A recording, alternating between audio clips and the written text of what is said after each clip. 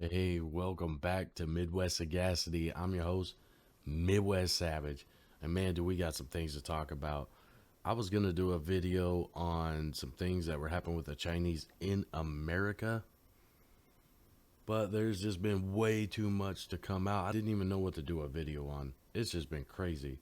We had laser lights shooting down from space that got captured on film for the first time. We had 4 Russian jets as of this video that was so close to U.S. airspace that we had to send our fighter jets to intercept.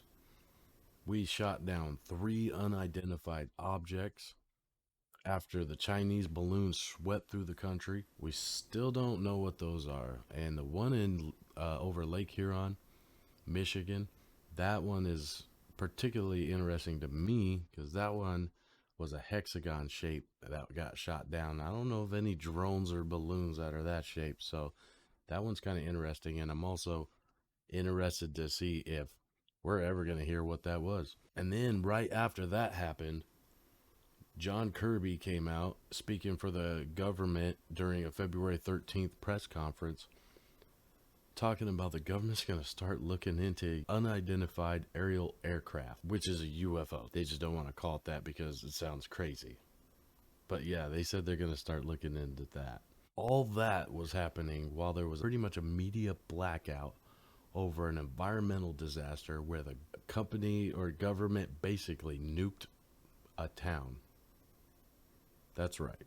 They were reporting on all this stuff before they were even attempting to report on this disaster in East Palestine. Let's get into it. At least 6 shots from inside the building. Parties are what do we running got to out. do? Tonight in Nebraska, an all too familiar tragedy What is it that we narrowly can avoided. say? Police say To get people to wake up. this Omaha target nearly became the scene of yet another Pentagon mass saying this is maneuverable. China has control over it. The whole nation shocked by the disturbing body cam footage.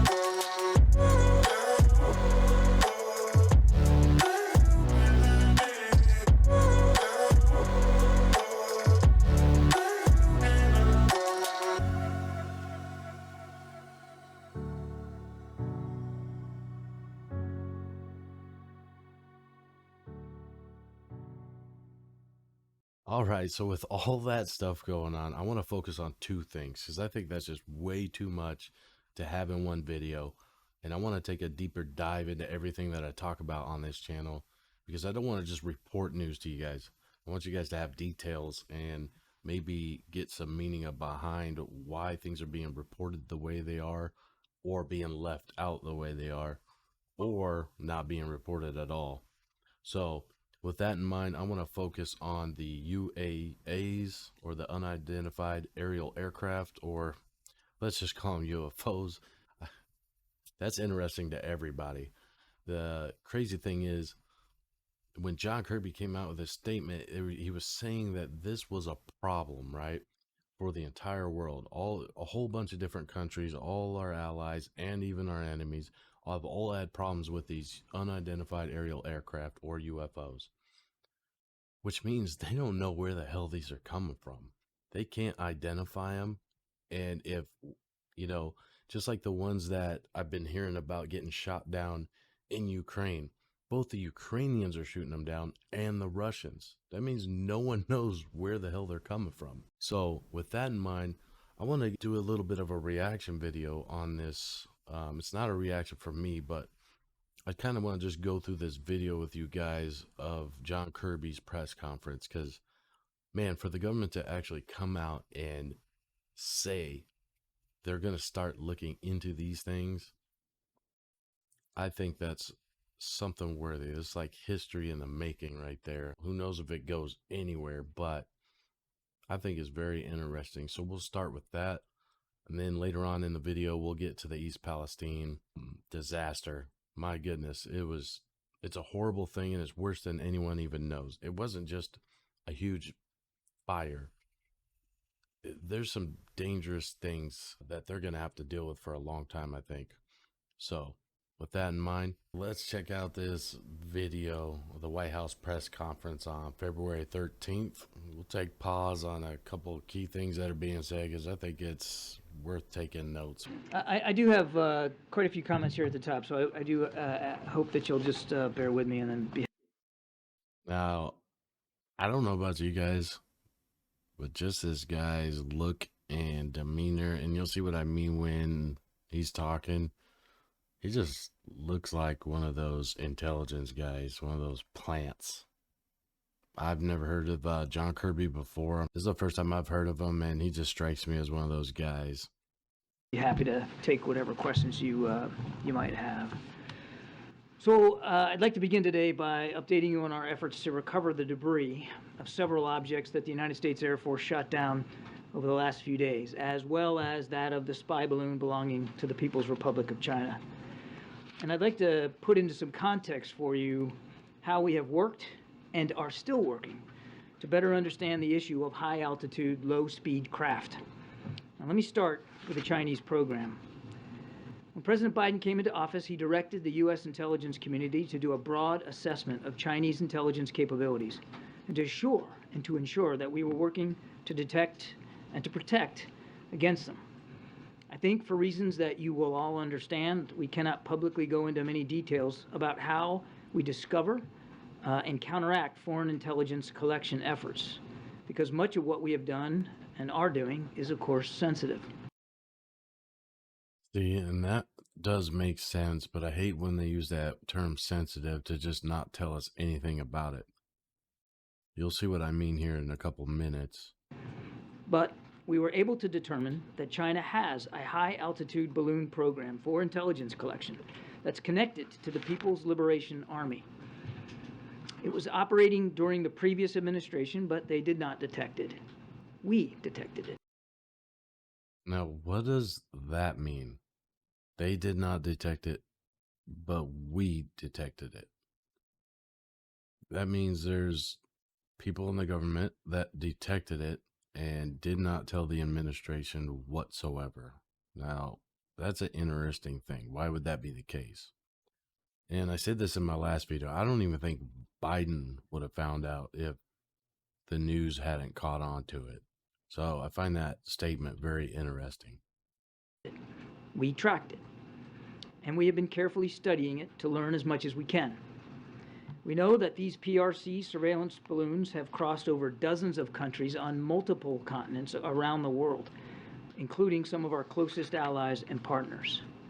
We assessed that at this time, these balloons have provided limited additive capabilities to the PRC's other intelligence platforms used over the United States.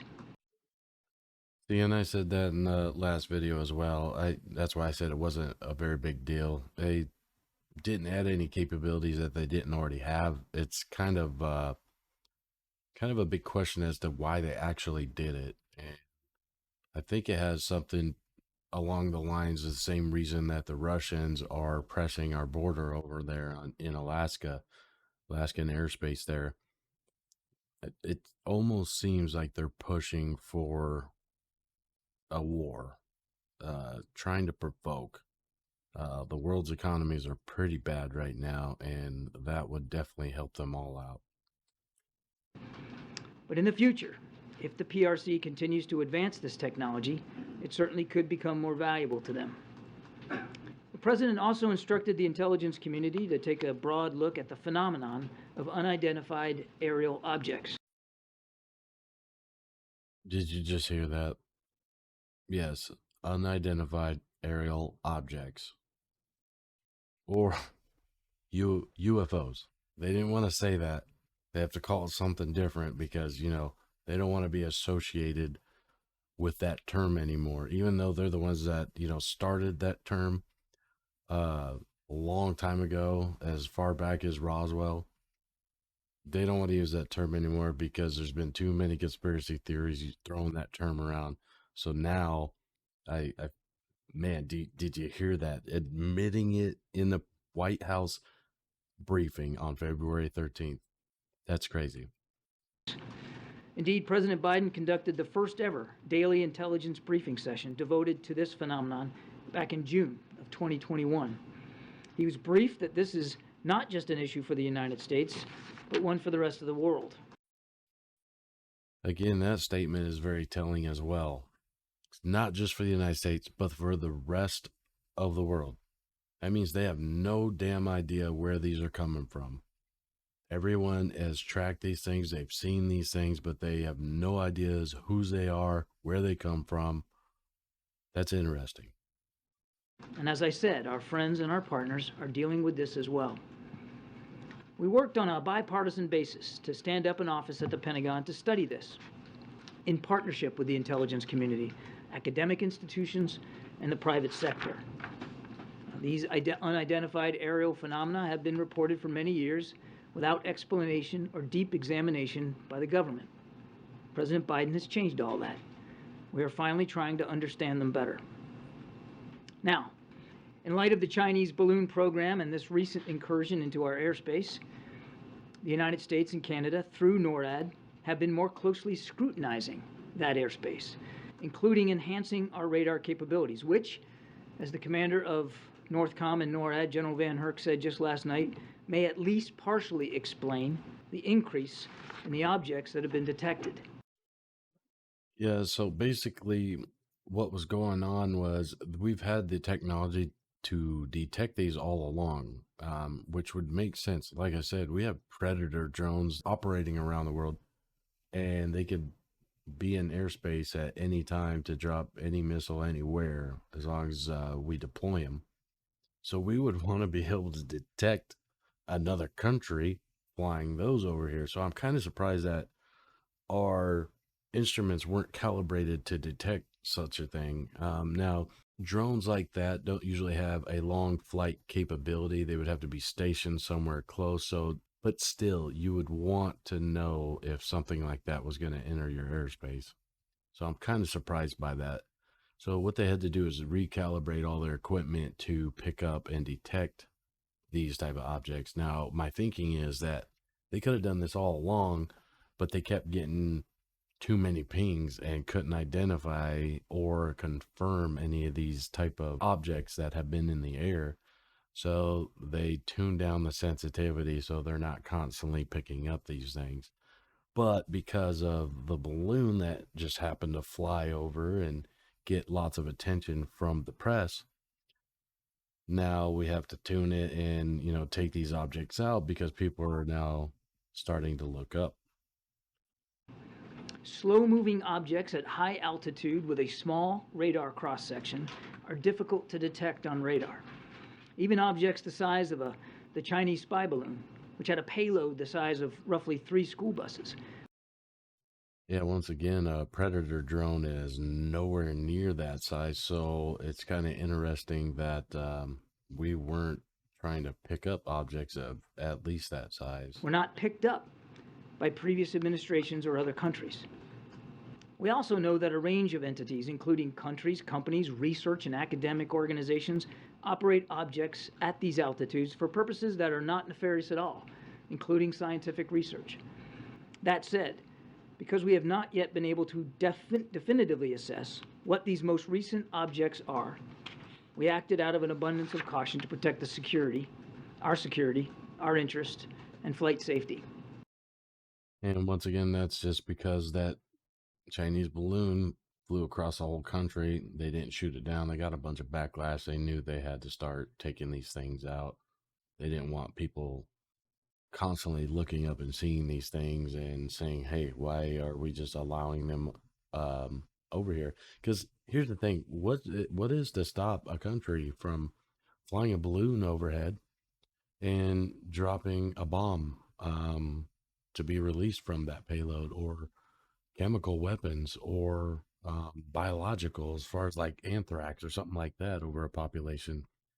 So in Saturday's case, we acted in consultation with the Canadian government, the president speaking personally with Prime Minister Trudeau.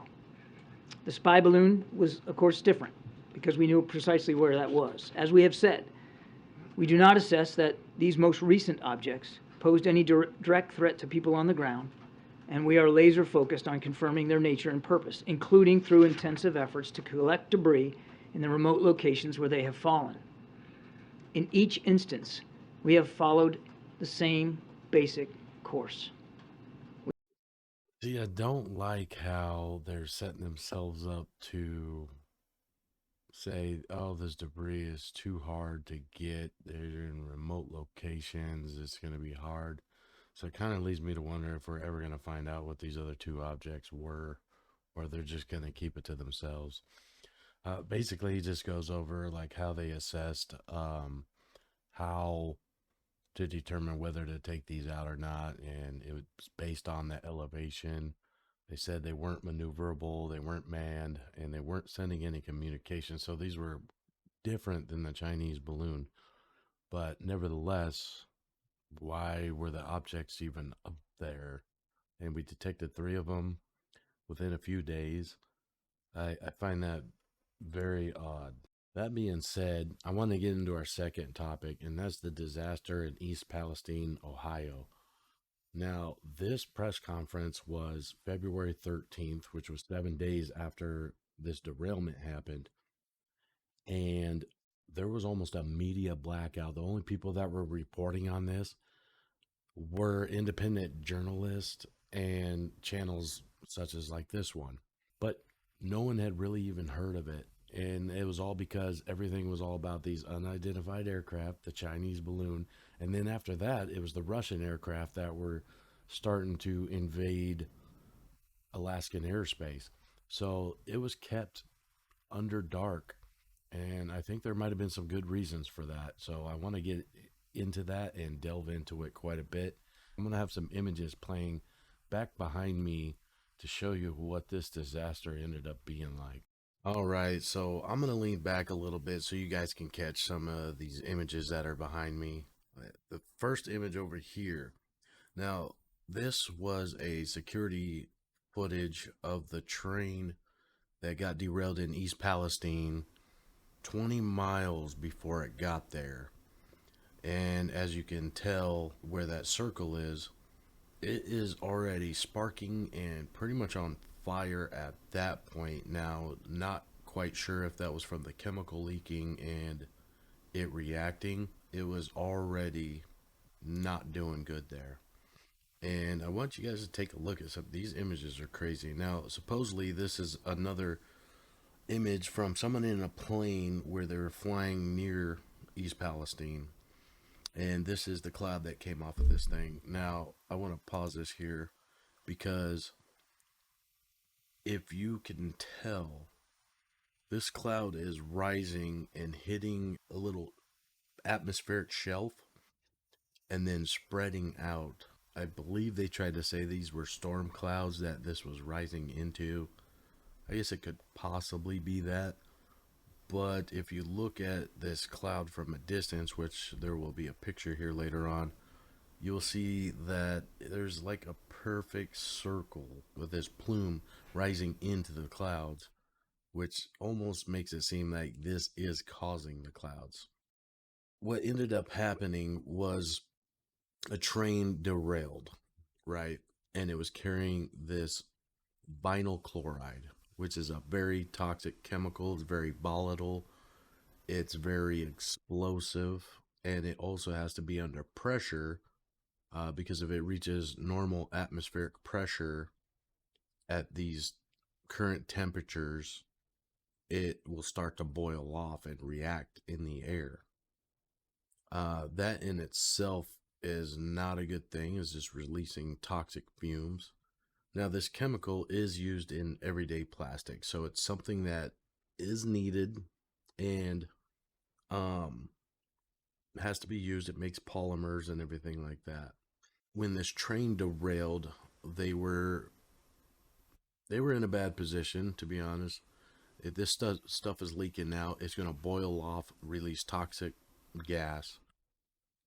And it'll do it for a while because I believe these tankers hold something in the area of 20 to 30,000 gallons. And they had five of these cars on this train track. Now, there's been reports that, this particular company has been lobbying for more lax safety measures, transporting of materials to try to make it cheaper for them. And well, just like at any job, I'm sure you could relate. A lot of times they don't do maintenance on their stuff till it breaks down, and eventually it breaks down. And unfortunately, in this case, you get a disaster when that happens. Now, let's take a look at the actual chemical and what it's capable of. We're going to go away from these images, and I'm going to go to the Wikipedia article on vinyl chloride. And so we could take a look and to see how dangerous this stuff really is and what it's all about. All right, let's take a look at what vinyl chloride is here in Wikipedia. So vinyl chloride is our organochloride. It's also called vinyl chloride monomer. So we're going to call it VCM. Now, what is VCM? It's a colorless compound. It's important in industrial chemical, chiefly used to produce the polymer polyvinyl chloride, or PVC as it's more commonly known. Now, the VCM is the top 20 largest petrochemicals in the world production. The United States remains the largest VCM manufacturer region because of its low production cost, position in chlorine and ethylene raw materials. So it's very easy for us to get the ingredients and easy to make. China is also one of the largest consumers of VCM, so no wonder we make so much of it. It's about the only thing we can export to them, right? Vinyl chloride is a flammable gas that has a sweet odor and is carcinogenic. Carcinogenic means it's cancer causing. It can be formed in the environment when the soil organisms break down chlorinated solvents. So it is something that can be found in nature, but it's not going to be in the amounts that we could use it. Vinyl chloride that is released by industry or formed by the breakdown of other chlorinated chemicals can enter the air and drinking water supplies. Vinyl chloride is a common contaminant found near landfills. That's probably the breakdown of all our plastics in the landfill. So is burying it such a great thing? Maybe not. No, we don't need to go into uses because, like I said, it's made to make PVC, and PVC is in a lot of everyday items. So what do we get into next? I don't want to go through this whole thing because it's a whole bunch of chemistry and everything like that. That'll bore everyone to death. What we want to get into is what are the hazards, right?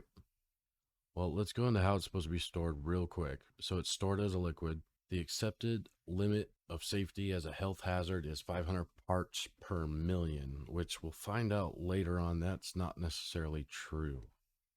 If they're being stored, not transported, but stored, they're going to be in spheres, and they have an inside sphere and an outside sphere. There's going to be several inches of space separating the inner and outer spheres, and then they purge that inner outer sphere space with inert gas such as like nitrogen. And so as the nitrogen leaks, they can test that gas that is coming out, whether any vinyl chloride is leaking from that internal sphere.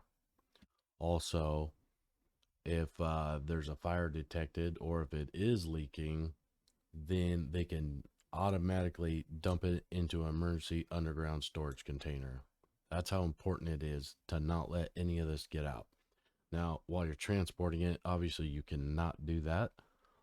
So the dangers are handling vinyl chloride at atmospheric temperatures. They have to be done under pressure. In addition to its toxicity, transporting VCM also presents the same risk as transporting other flammable gases such as propane, butane, or LPG, which is natural gas, and the same regulations are supposed to apply. Now, that being said, this company that was transporting this was lobbying to get these safety regulations loosened up to make it cheaper for them. My guess is they were not following the regulations. So what do you do if you don't want to pay to follow the regulations? You lobby for rules that will put you in compliance rather than complying with the law in the first place. just so everyone knows, normally the equipment is designed for transportation for VCMs are designed to be impact and corrosion resistant. Now, what are the hazards? OSHA lists vinyl chloride as a Class 1A flammable liquid. It has a National Fire Protection Association flammability rating of 4. Now, I don't know if that's on a scale of 1 to 10 or 1 to 5. I don't know if 4 is high or low. I'm assuming that means it's high. The reason why I assume that is because it has a very low boiling point. Liquid VCM will undergo flash evaporation, so similar to nitrogen, liquid nitrogen, so it will auto refrigerate upon being released into atmospheric pressure. That's why it has to be stored under pressure. The portion that gets vaporized will form a dense cloud. Now, this is particularly bad because if it forms a dense cloud, that means that cloud will hug the ground compared to the rest of the air due to buoyancy. Now, being that it's twice as heavy as the surrounding air, the risk of subsequent explosion or fire is significant. According to OSHA, the flash point of vinyl chloride is negative 78 degrees. That means when it gets into normal atmospheric pressure and starts to boil off, it only takes to get to negative 78 degrees Celsius or 108 degrees Fahrenheit to light on fire. So basically it hits air on fire. Its flammable limits in air are lower 3.6% volume, upper 33% volume. And the explosive limits are 4% and upper is 22% by volume in air. I'm assuming that once that much reaches a volume in the air at atmospheric pressure, it will ignite. So if 22% of the air in any given area is this VCM, then it will ignite. Now, here's the big problem. Fire may release toxic hydrogen chloride. Now, hydrogen chloride is nasty. It bonds to water very well. And of course, in the air, you're going to have humidity no matter at what temperature. Now, once it does this, what you get is hydrochloric acid. It also produces carbon monoxide as well if it burns. Now, not only, what did we see a fire 20 miles starting so that there was a leak. Then the train derails. They decide to actually light this stuff on fire instead of, letting it go out. Now, I don't know if there was anything better they could do, but I don't think they thought it all the way through. And you've seen the pictures. These people are supposed to be smart enough to handle these chemicals. It's their job. They should know what was going to happen if they set it on fire. And it was much bigger than they anticipated. They basically nuked the town. It says VCM can also polymerize rapidly due to heating. So they're releasing polymerized vinyl chloride into the atmosphere as well. Due to heating and under the influence of air, light, and contact with a catalyst, strong oxidizers such as metal and copper and aluminum, which, they're in these cars and there's train cars all around. That's kind of what you get. That can cause a fire or explosion hazard, just this stuff touching those things. As steel in the presence of moisture, it can also be a big problem. As gas mixed with air, VCM is a fire and explosion hazard. So just getting into the air. It can also form peroxides, which then also can explode. So this chemical releases all kinds of things that are very dangerous and explosive. Health effects real quick. Looks like they started doing some testing in around 1974 because workers were commonly exposed to 1,000 parts per million, causing a vinyl chloride illness, which causes a Raynaud's phenomenon and acrosteolysis, however you say that.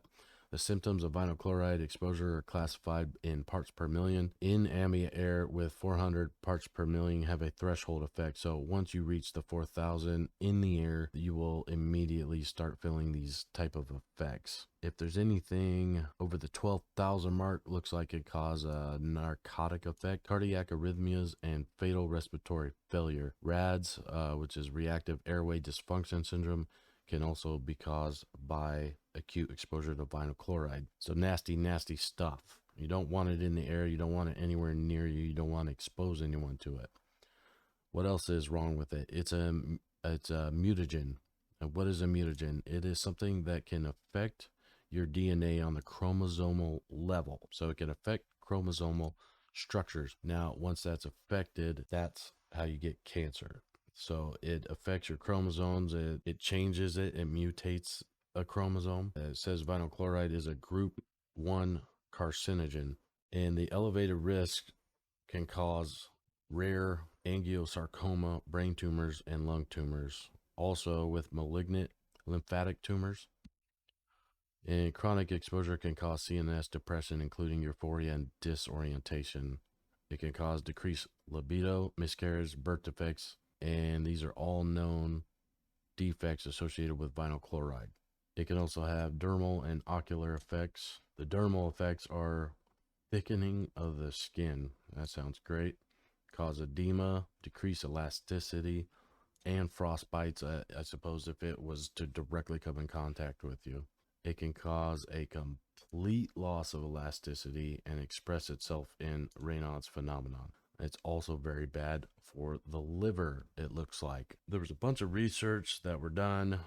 See, the 1930s, PVC was in its infant stages. That's when the first studies about the dangers were published in 1930. 1949, they noticed a bunch of injuries among vinyl chloride manufacturer workers and was causing liver injuries. They did a bunch of long-term studies and found that exposures as low as 500 parts per million were causing liver damage in test animals. Now, there's this guy, this Dr. P.L. Viola, was a European researcher, and looks like he was toting how dangerous this stuff is. So 4 to 10 parts per million, he was finding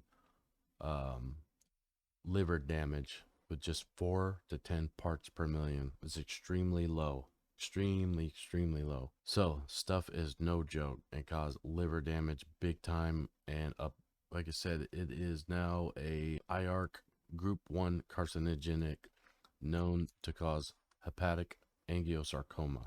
Also, Viola reported that at 30,000 parts per million, vinyl chloride developed cancerous tumors. And he began his research looking at liver and bone injuries and found out that it was affecting other tissues as well, with exposures as low as 250 parts per million for 4 hours a day only. So this is nasty, nasty stuff. Not stuff you want to be releasing into the atmosphere, and not wanting to have burnt in the air as well. You can't burn it. You can't just let it go. There was really no good way around it. But they didn't take the necessary precautions when they burnt this stuff. They tried to dig around it and set it on fire and let it go, and that's about all they thought they could do, and it created a huge explosion. So I'm gonna sit back a little bit as I talk so you can see some of these images. That looks nasty. This is another image, a huge cloud. Now these are deep black clouds, and even into night. So that was during broad daylight. This is at night, still burning, releasing all these toxic chemicals. Now, they were really bad about wanting to ban wood stoves and saying that they were like, killing people every year. And then they go and burn this stuff. I wonder how many wood stoves would have to burn to equal this one disaster. I would assume a lot. I mean, it looks like a volcano went off from that cloud. Here's the huge fire at night. This was bad stuff. Now, like I said, they were not talking about this at all. They were talking about the China balloon. They were talking about the Russian aircraft. They were talking about the unidentified objects that were shot down. There was almost a complete media blackout. And look at this. Now, there's what I was talking about. See that cloud? that's not one cloud that came, it's just hanging around as a storm cloud, right? And that happened to go up into that cloud. No, that was the cloud caused by that vinyl chloride explosion, which turns into hydrochloric acid, which is very, very bad. That stuff will burn through metals. So it's about all I want to go into today, simply because I want to let things die down for a little bit and kind of see what also comes out and see what they're saying about this, because I've already seen the new Dr. Fauci wannabe come out and say that, oh, this chemical is no big deal. But as you just seen, it is a terrible, terrible chemical to have released in the air like this. And I'm waiting to see if there's any more reports, because they've already been getting reports of rashes, people having a hard time breathing, having lung irritation and things in East Palestine. So I feel very sorry for these people. And man, this has got to be one of the biggest disasters inside the United States for a long time. So if not one of the biggest. So leave me some comments below. Let me know what you think's going on. Do you think they were trying to hide this, for that first 6-7 days till they could get their story straight? Because a lot of people think that this all happened because it set itself on fire, and it was slightly on fire, but no, they decided to blow this up, and that's what you got. All right, everybody, we're going to go ahead and wrap this up. I hope you guys found it informative. If you did, go ahead and leave a comment down below. Let me know what I did right, and let me know if you want to see more of this type of content, or if there's something specific that you want me to talk about. Go ahead, drop a comment. That's the fastest way to get me to talk about something. Also, if you could leave me a like, help out the algorithms, help me get up there. I've had my first almost 200 views, so I'm really thankful for everyone that is watching my videos. I also have an average of over 4 minutes, so I'm greatly appreciative that you guys are, at least sticking out for some of the video. Hopefully you find some of them funny. I know this one, there's really not too many funny things I can throw in. It's really a sad story and a lot of crazy stuff going on, but drop me a like, share, go ahead and subscribe. People keep asking me, like, hey, Savage, what's it going to take for people to wake up? And I'm like, all it takes is all you got. Till next time, peace.